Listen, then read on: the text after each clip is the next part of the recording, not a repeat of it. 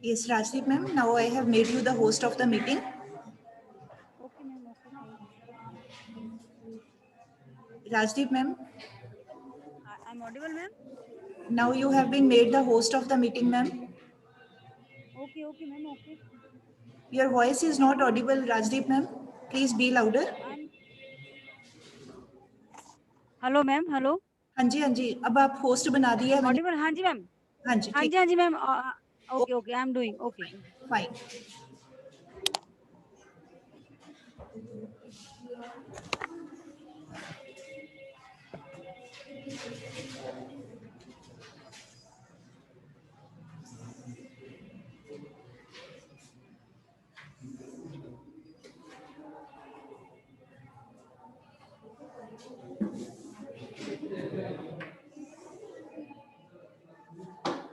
Yes, margins are to be drawn. Otherwise, the students sitting in the comfort of their home, they may not be able to read whatever is written on extreme right or left. Okay?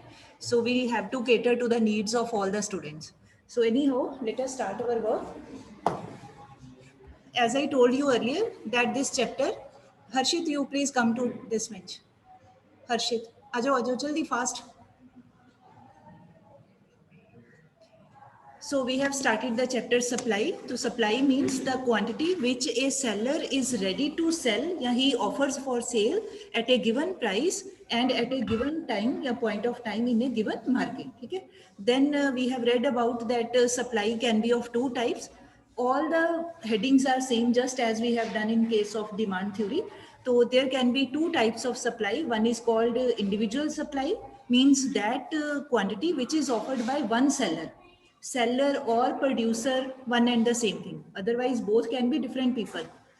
While coming in the morning, I was thinking you may be getting confused between supplier, seller, producer. You know, all three are different people. But for the time being, we just have to think that the person who is sitting in the market in his shop, for us he is a supplier, for us he is a seller or producer, although he may not be the producer. What ever he is selling, जो भी बेच रहा है, बनाया थोड़ी है उसने भी कहीं से लाके ट्रेडिंग की है, कहीं से लाके बेच रहा है. But for the sake of understanding we can assume कि उसी ने बनाया है, उसी ने वो अपना बेच रहा है, वही अपना सारा काम कर रहा है. ठीक है, तो for the time being we can assume कि सेलर और सप्लायर और producer all are the same entity. ठीक. अच्छा, अब वो सप्लाई जो है that can be of two types. Individual supply made by one seller, supply of one commodity. बहुत सारी कमोडिटीज नहीं है, we have to talk about only one commodity. Can be a chalk, can be a phone, can be a pen, can be anything, but one thing. ठीक है. On the other side there can be market supply also. Then in our previous lecture we have talked about this. There are various factors which affect individual supply, and which are those factors? Let us quickly recall them. One is price of the commodity. Agar higher is the price, there will be more supply. Lower is the price, there will be lesser supply. अब आपने यहाँ पर क्या करना है, एक common mistake which is generally committed by the students while writing about supply, they start writing about demand. यहाँ पर आपने कंफ्यूजन नहीं करना है. Now you have to think from the psychology of a seller. आप एक सेलर हो, आप एक दुकानदार हो, तो आपका एक ही मोटिव है प्रॉफिट कमाना, इनकम को बढ़ाना. अब आपने ये नहीं देखना कि किसी का भला हो रहा है कि नहीं हो रहा है. बीइंग ए सेलर, हमें किसी से थोड़ी मतलब होता है, हमें अपने आप से मतलब है कि मेरा प्रॉफिट बढ़ रहा है कि नहीं बढ़ रहा है. ठीक है, तो यहाँ पर we have to think from the view point of a seller. तो वो अपना प्रॉफिट बढ़ाना चाहता है, तो अगर वो कब ज्यादा बेचेगा, इफ प्राइस इज हाई. और दुकानदार कब कम बेचना चाहेगा, अगर प्राइस कम है तो ज्यादा उसको खुशी नहीं होती है.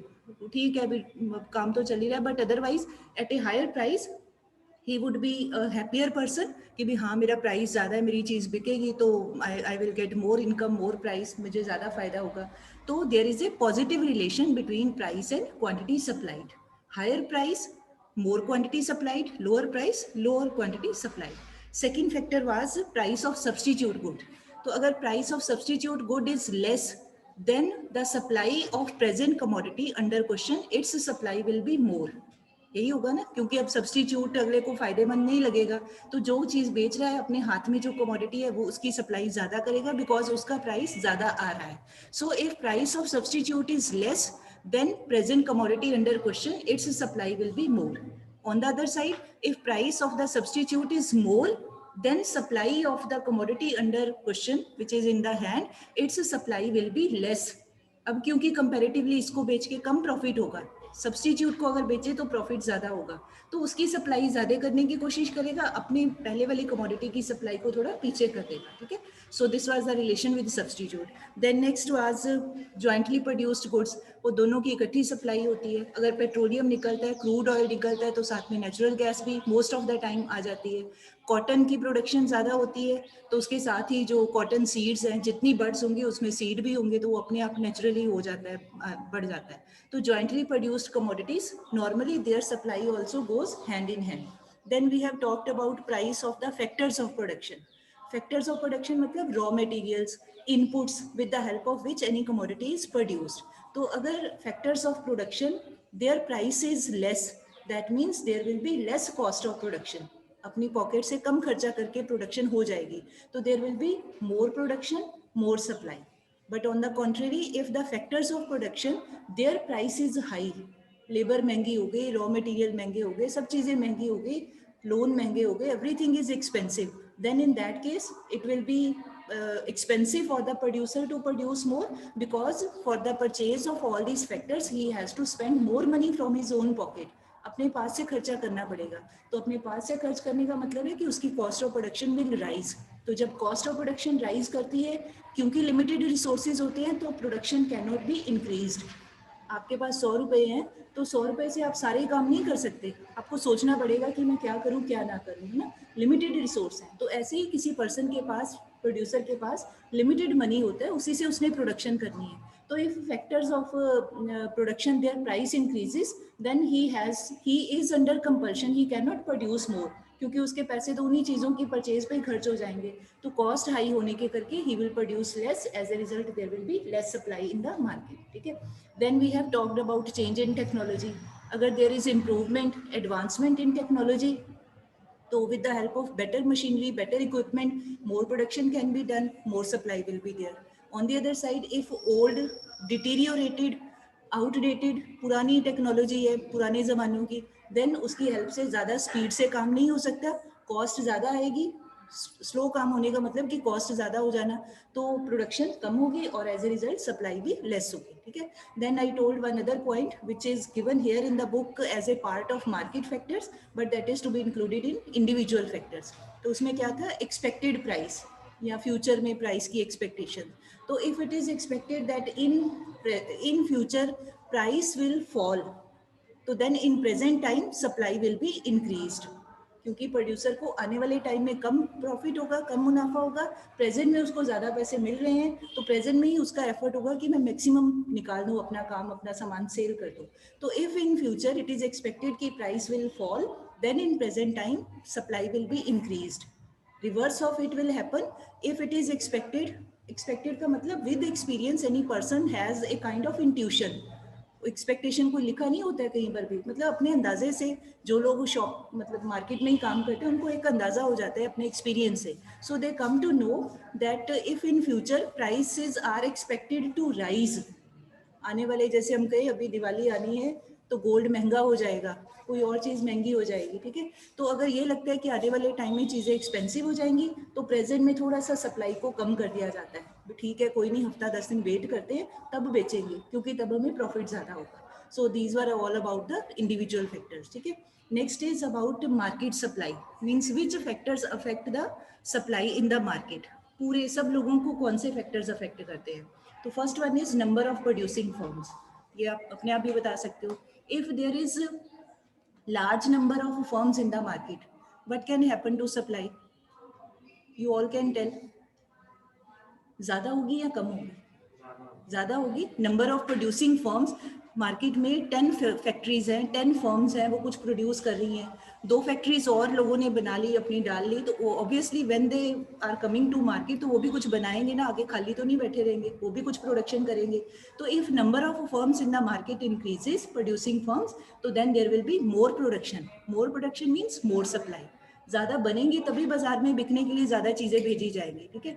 और अगर नंबर ऑफ फर्म्स कम हो जाता है, तो obviously there will be less production, as a result there will be less supply. ठीक है. बच्चों का नंबर स्कूल में बढ़ जाता है, तो मोर टीचर्स विल बी देयर, बच्चों का नंबर स्कूल में कम हो जाए, less teacher will be required.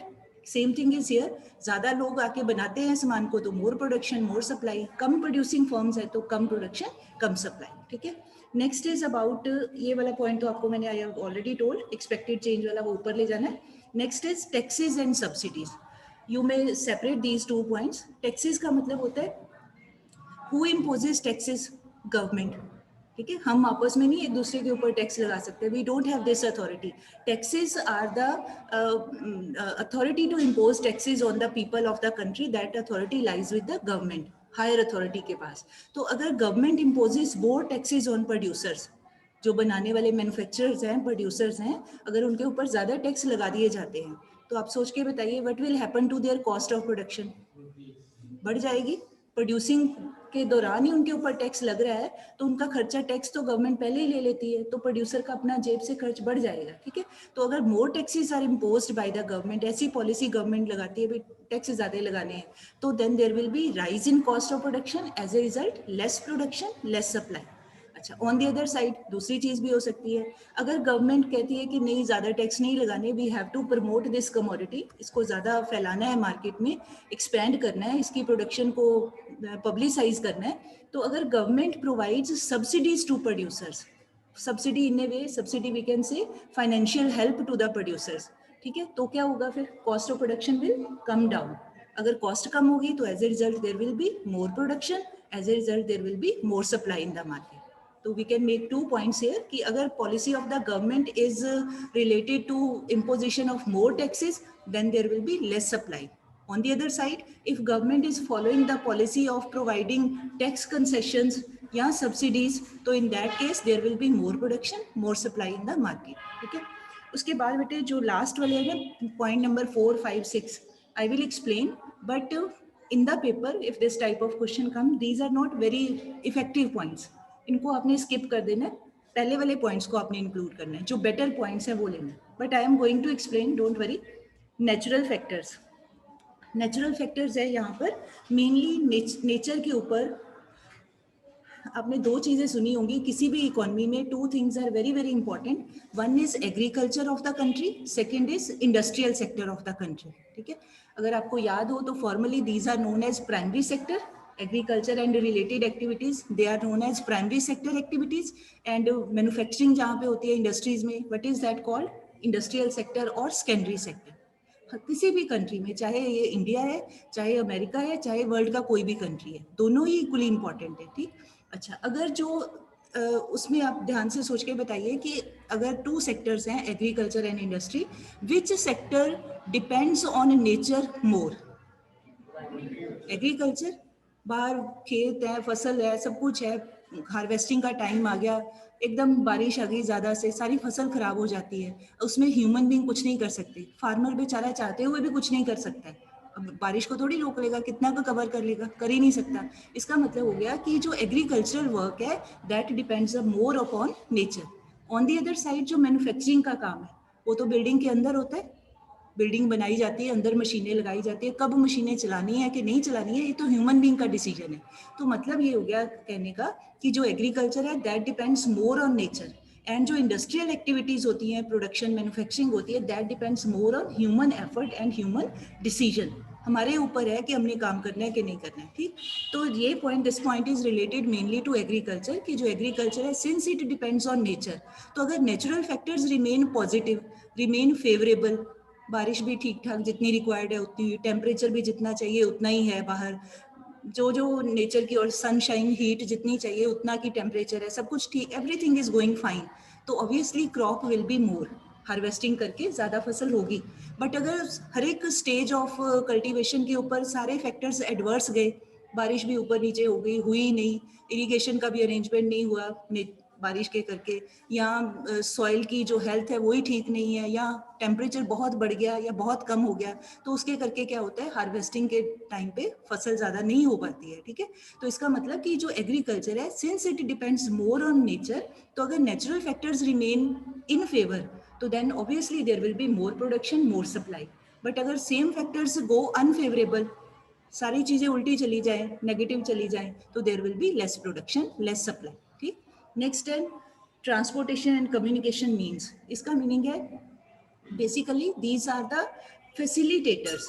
Facilitators का मीनिंग होता है कि जैसे मान लो कोई, जस्ट फॉर एग्जांपल कोई हिमाचल प्रदेश या कोई किसी जम्मू कश्मीर माउंटेन वाला एरिया है, वहाँ पे कोई रिमोट कोई विलेज है, कोई भी दूर दराज का कोई इलाका है, वहाँ पर आने जाने के लिए ना तो कोई ट्रांसपोर्टेशन अवेलेबल है, कोई ज़्यादा सोर्सेज नहीं है, कम्युनिकेशन और मोबाइल नेटवर्क ये भी कुछ खास नहीं चलते हैं, तो क्या वहाँ पर ज़्यादा हमारा लिंक हो सकता है, आना जाना ज़्यादा हो सकता है? नहीं हो सकता।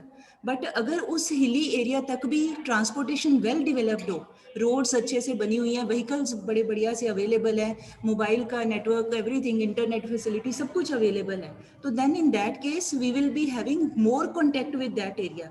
सामान ज़्यादा वहाँ पर ट्रक गाड़ियाँ भेजी जा सकती हैं, पहुँचाया जा सकता है। बट अगर हो ही ना, ट्रक गाड़ियाँ, रोड रेल कुछ है ही नहीं, अरेंजमेंट इंफ्रास्ट्रक्चर ही नहीं है, तो सामान नहीं भेजा जा सकता। तो मतलब है कि if means of transportation and communication are well developed, nicely developed, तो then in that case supply of any commodity in any area can be increased, कि आना जाना कर सकते हैं।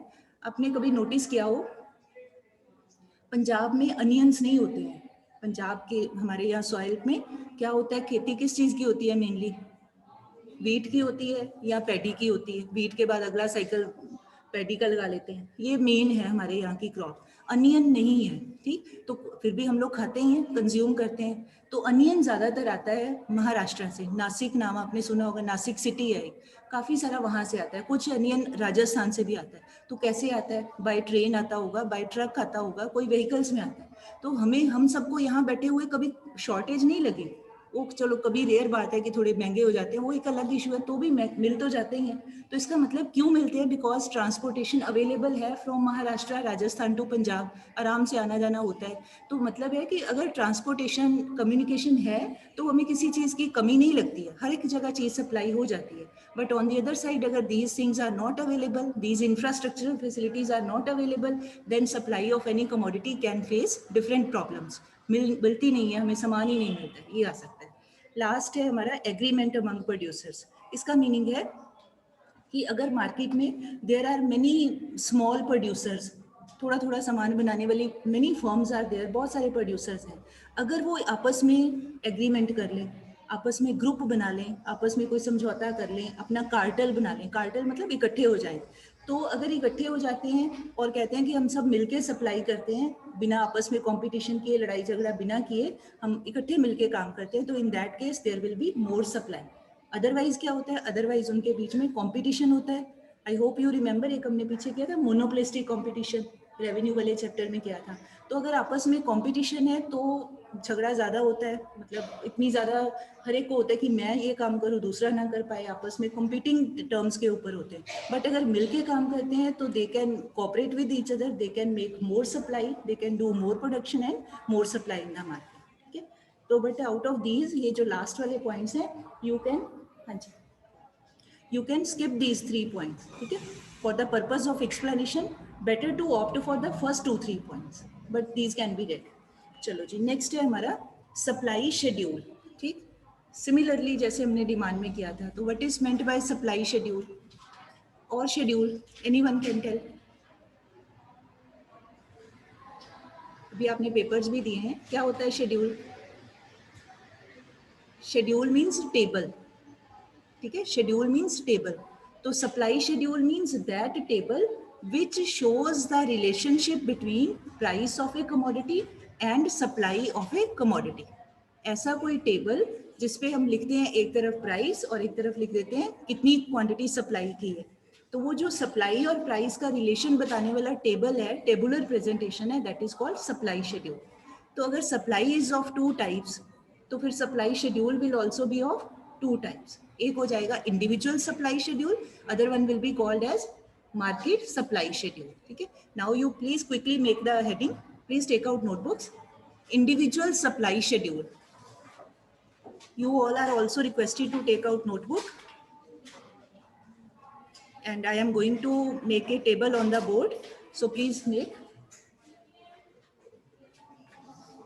the heading individual supply schedule. Here we will write price, here supply,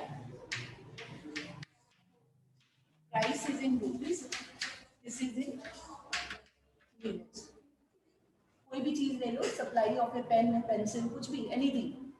अब है मान लीजिए price is 2 rupees, 3, 4, 5 rupees. At this price, the seller, he is supplying 1 unit, 2, 3, 4 units. This table, this tabular presentation, it is showing us two things. One is price, one is quantity. ठीक है. जब price है 2 rupees, less quantity is being supplied, एक ही unit कोई बेच रहा है. जब प्राइस बढ़ जाता है, it has increase to 3 rupees, then now the seller he wants to sell 2 units. उसको खुशी हो रही है. क्यों खुशी हो रही है? क्योंकि प्राइस बढ़ गया है. पहले कम था तो कम चीज बेच रहा है, अब प्राइस बढ़ गया है तो ही इज सेलिंग मोर. और प्राइस बढ़ गया है, 3 से बढ़ के 4 रुपीज हो गया, he is again selling more. Means increase in price is giving him the motivation. फायदा लग रहा है तो अगला बहुत खुशी खुशी से ज्यादा बेच रहा है. So this relationship between this price and quantity, this is called individual supply schedule, because it is related to one seller. कोई एक आदमी है, आप, मैं, कोई भी हो सकता है, कोई एक पर्सन है, एक दुकानदार है, ये उसके बारे में है, इमेजिनरी है बट किसी एक पर्सन के बारे में. तो इंडिविजुअल पर्सन क्या सप्लाई कर रहा है at different prices, that is called individual supply schedule. ठीक. अच्छा, एक अभी पीछे एक मैंने आपको बोला था, एक टर्म छोड़ दीजिए, quantity supplied and supply, beginning में ये कहा था, अब वो समझ लो वो क्या है. व्हेन आई से दिस थिंग कि at ₹2 price, seller is selling only 1 unit of a commodity. If I talk about only this word, this thing, then it will be called quantity supplied. तो मुझे कहना चाहिए कि 1 unit of a commodity is being supplied when price is 2 rupees. किसी एक के बारे में बात कर रहे हैं. अच्छा, अगर मैं कहूँ कि 5 रुपीज प्राइस के ऊपर seller is supplying 4 units of the commodity, I am talking about only this part, किसी एक के बारे में बात करें.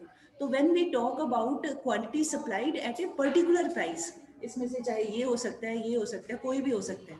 जब हम एक किसी खास क्वांटिटी के बारे में बात करते हैं, then it is called quantity supplied. But on the other side, if we are talking about whole of this schedule, सभी के बारे में बात कर रहे हैं कि भाई at different prices these very different quantities are being sold by the seller or supplier, पूरे के बारे में बात कर रहे हैं, then it is called supply. ठीक है, सारे की बात करें तो it is called, this will be called supply, but इसमें से किसी एक के बारे में बात करें, then it will be called quantity supply. ठीक, और कोई डिफरेंस नहीं है. ठीक है जी. अच्छा, अब now we know that in the market we never find such type of market in a reality जिसमें एक ही सेलर हो. कभी बाजार गए तो कोई ऐसी जगह तो नहीं देखी बस एक ही दुकानदार है, ऐसा कभी भी नहीं होता. बाजार शब्द आते ही हमारा दिमाग में क्या आता है, बहुत सारी शॉप्स हैं, उसमें बहुत सारे सामान पड़े हुए हैं, हम जो हमें चाहिए हमने वो ले लेना है ना, अपनी ज़रूरत के अकॉर्डिंग. तो अब इसका मतलब हो गया कि मार्केट में there is not presence of only one seller, rather there are many sellers, बहुत सारे लोग बैठे हुए हैं, and everybody wants consumers to come to his shop, अपनी तरफ अट्रैक्ट करते हैं कि हमारी दुकान में आइए, सामान लीजिए, क्योंकि प्रॉफिट अर्न करना उनका मोटिव है. ठीक. तो अब हम लेट अस अज्यूम कि मार्केट सप्लाई शेड्यूल क्या होगा. Market supply schedule means that table in which we show the relationship between price and the supplies made by different sellers. अलग अलग सेलर्स हो सकते हैं. Now you make another table, नया table बनाइए. यहाँ पर आप लिख सकते हो supply made by firm A या सेलर ए. सेलर ए, कोई नाम रख लो, कुछ भी, उसका नाम रख लिया हमने, फर्म का नाम रख लिया ए. अब सेकंड बना लेते हैं बी सेलर, कोई दूसरा दुकानदार है, let him name as seller B. ये बी पर्सन है, इसकी supply.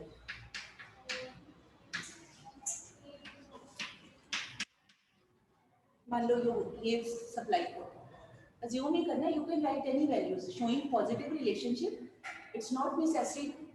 It's not necessary to write these values, आप कोई भी लिख लो बट पॉजिटिव रिलेशन आना चाहिए. ठीक है जी. चलो, तो अब नाउ वी हैव अज्यूम्ड कि in a market there are 2 sellers, otherwise 2 नहीं होते, बहुत होते हैं, बट वी आर अज्यूमिंग. अब नहीं तो ऐसे करने लगेंगे फिर तो सारा टाइम सेलर्स का नाम लिखते लिखते ही हमारा निकल जाएगा. तो उसको बचाने के लिए टाइम को अब हम क्या कर सकते हैं, मार्केट सप्लाई. तो market supply will be equal to market supply A plus B. Price वही है, यू कैन सी प्राइस का कॉलम वही है, बट उसी प्राइस के ऊपर both the sellers they are selling different quantities. ये 2 रुपीज प्राइस पे एक ही चीज बेचना चाह रहा है, ये वाला पर्सन 2 रुपीज प्राइस पे इसको ज्यादा खुशी है, ये 2 चीजें बेचना चाह रहा है, उसकी मर्जी, कोई किसी को रोक नहीं सकता है, ठीक है। तो प्राइस सेम है but they are offering different quantities, but any how in the market what do we have to do, we have just to add them कि टोटल सप्लाई कितनी हुई। तो जब 2 रुपीज प्राइस है, in the market how many total units are being sold, कितनी चीजें बेची जा रही हैं, 1 + 2 3, ठीक है। अच्छा, जब प्राइस 3 रुपीज है तो in the market how many total goods are being units are being sold, 2 + 3 5। When price is 4, then how many units are being sold? 3 + 4 7. जब price is 5, then how many units are being sold? 4 + 5 9. Nothing is difficult, we are just adding the values, ठीक है जी। So this is this table showing different sellers, that is called market supply schedule. On the other side, if we show only one seller, then that part will be known as individual supply schedule. Fine. Next है हमारा, थोड़ा सा fast चल रही हूँ because steps same ही है, कोई इतना डिफिकल्ट नहीं है। नेक्स्ट इज सप्लाई कर्व, तो please take out next part, next page, supply curve. तो अब supply curve will also be of 2 types. तो यहाँ पर you can get a question, define supply curve. तो you will write supply curve is nothing else but the graphical or diagrammatic presentation of supply schedule. जो चीज को हमने schedule में table में लिखा है, उसी को जब हम डायग्राम बना देते हैं तो उसको कह दिया जाता है सप्लाई कर्व। तो सप्लाई कर्व मीन्स डायग्रामेटिक और graphical presentation of supply schedule. Now schedules are of 2 types, so then certainly supply curves should also be of 2 types. दो ही होनी चाहिए, एक कहेंगे supply curve, individual supply curve, other one will be called market supply curve. Let us draw the diagrams.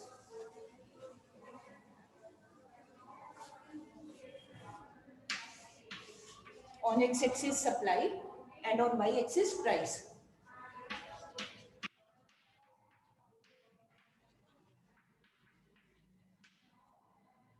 Now in our table, which price did we take? 2 से start हो रहा था, 2, 3, 4, 5. तो यहाँ पर आपको we need to start from 1. 1, 2, 3, 4, 5. And our units, they were starting from 1. Units of the commodity. 1, 2, 3, 4, 5. Now just to plot the points. This plotting is just only for understanding. Otherwise, after later on, there is no need to plot. आपको clear हो जाएगा, फिर सीधे सीधे बना सकते हैं। तो when price is 2 rupees, supply is of 1 unit. ये. When price is 3 units, then supply is of 2 units.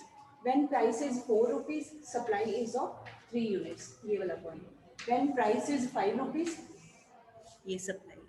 When we join these points, what do we see? We are getting a straight line. एक straight line आएगी हमारे पास में, and it will have a positive slope, moving upward. Upward क्यों जा रही है? Because both the things are increasing. कोई भी लाइन ऊपर की ओर हमेशा तब जाती है जब दोनों वेरिएबल्स दोनों इंक्रीज कर रहे होते हैं। ये भी चीज बढ़ रही है, ये वेरिएबल भी बढ़ रहा है, ठीक है। तो इसका नाम रख देते हैं, जैसे demand curve is known as D demand curve. Similarly, this supply curve will be known as SS supply curve. So this is the diagram of individual supply curve. ठीक, अब हमने इसको थोड़ा expand करना है. Now you need to draw again. Draw 3 axes. 3 axes, 3 diagrams are to be drawn. One of seller A, second of seller B, third of market. Okay.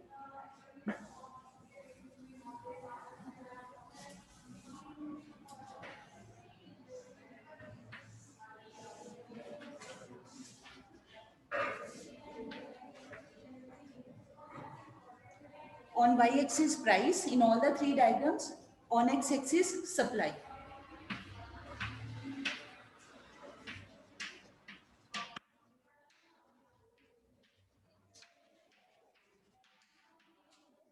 Price is to be started from in the, I think it was 2, 1, 2, 3, 4, 5. 1, 2, 3, 4, 5. Then first seller was selling 2 से start हो रहा था, है ना? But हमें point पूरे लेने पड़ेंगे, 1, 2, 3, 4. Please draw the same diagram. जो पहले इंडिविजुअल बनना है वही डायग्राम बन जाएगा. When 2 rupees price है, तो supply is of 1 unit. When 3 rupees price, supply is of 2 units. When 4 rupees price, supply is of 3 units, and so on. Let us join these points. SS supply का, ठीक? Same repetition. Now you have to show the price, same price. Okay, इसके सामने, if you are showing here 1 rupee price, तो बिल्कुल इसके सामने 1 आएगा आपकी कॉपी की लाइन के अकॉर्डिंग. 1, 2 के सामने 2, 3 के सामने 3, 4, 5. Similarly, in the third diagram also 1, 2, 3, 4, 5. And on x-axis 1, 2, 3, 4, 5. But on market supply side, what was the values of market supply? 3 से लेके 9. तो यहाँ पर हमें 3 से 9 तक के पॉइंट्स लगाने पड़ेंगे. 1, 2, 3, 4, 5, 6, 7, 8, 9. Because market supply is to be shown, तो उसकी values are required. So when second seller, this is about A seller, this is about B seller. So now beta, you please see your market schedule. When price is 2 rupees, seller B is selling how many units? 3 units. Okay. When price is 2 rupees, seller B is selling 3 units. A unit? 2 units? Okay, 2 units. See your market schedule, उसमें जो seller B की quantity है वो देखनी है अब हमने. When price is 3 rupees, he is selling 3 units. When price is 4 rupees, he is selling, ready to sell 4 units. When price is 5, he is selling 5. Again join the points same way. SS supply. Again positively sloped curve showing positive relation. Price is increasing, supply is also increasing. Now in the end, we have to draw market supply curve. Now you have to put the points very carefully. When price is 2 rupees, then market supply is 3 units. Now 2 is to be joined with 3. 2 units, or let's say 2 rupees and 3 units. When price is 3 rupees, then how many? 5. When price is 3 rupees, supply is 5 units. When price is 4 rupees, supply is 7 units, I think. When price is 5 rupees, supply is 9 units. Again, we join the points. This last line, this will be known as market supply curve. Here, you can write market supply curve, bracket में A plus B. आप 3 sellers भी ले सकते हैं, 4 भी ले सकते हैं, बट उसकी कोई रिक्वायरमेंट नहीं है, वो तो अननेसेसरी एक्सटेंशन हो जाएगी. 2 से भी हमें समझ आ जाता है, ठीक है. So this last SS supply curve showing market supply. अच्छा, अब एक और चीज जो ध्यान रखने वाली है,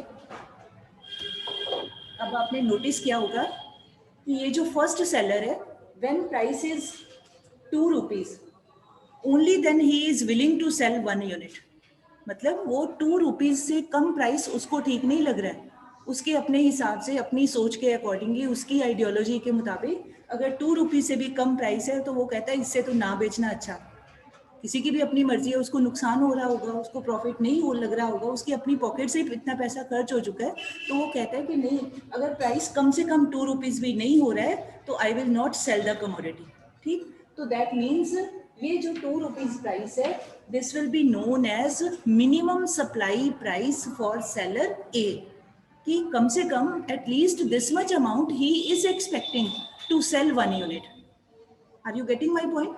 भी इतना तो वो कहता है कि नहीं, इससे कम पे मैं नहीं बेच सकता, इससे अच्छा तो मैं खाली बैठा रहा हूँ, ना बेचूं, but I can not sell my product less than at a price of 2 rupees. उससे कम पे मैं नहीं बेच सकता.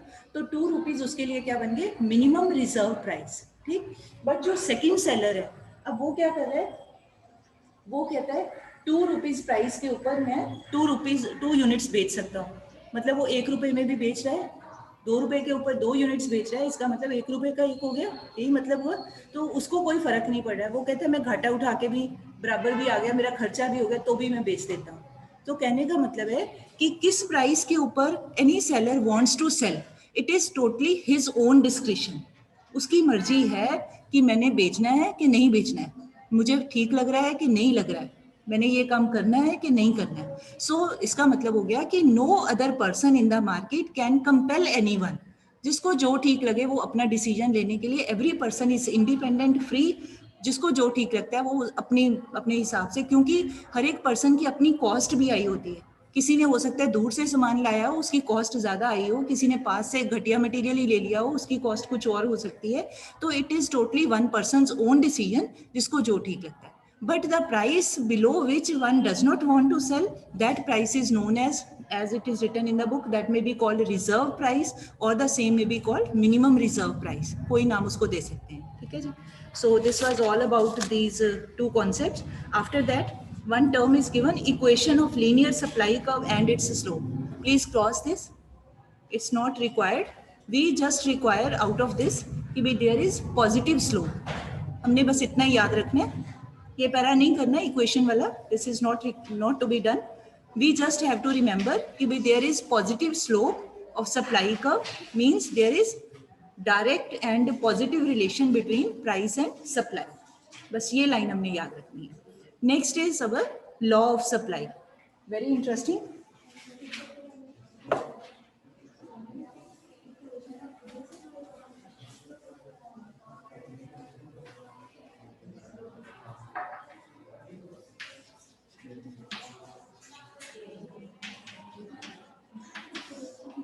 Law of supply.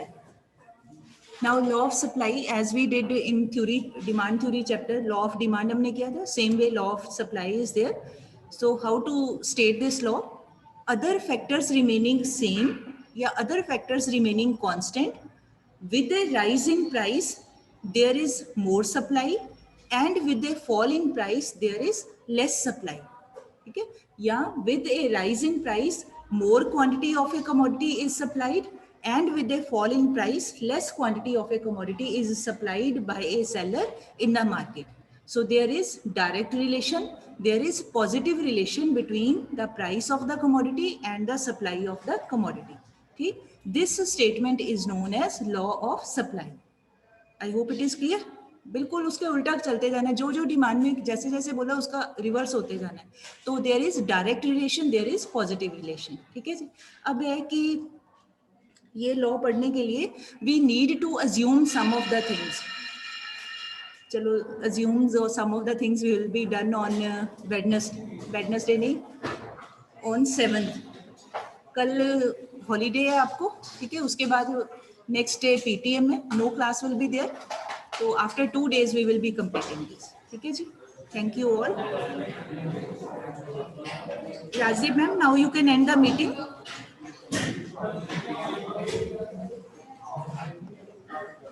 Rajiv ma'am, please end the meeting. Bell has gone.